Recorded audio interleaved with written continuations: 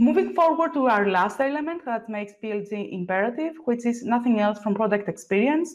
As we briefly mentioned, when PLG is in place, your product becomes the vehicle to deliver intrinsic value to customers and increase CLTV. Product experience is the perception of a company's product based on touch points, interactions, and engagement.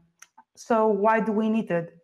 We want, first of all, as mentioned earlier, to align your product value with customer expectations, make data-driven product decisions and leverage analytics for anything that goes on your roadmap, streamline onboarding and adoption, align the impact of product investments with new feature adoption, retention, conversions, and eventually expansion, and achieve company-wide alignment and by considering different business metrics per department, but by defining also ownership and accountability.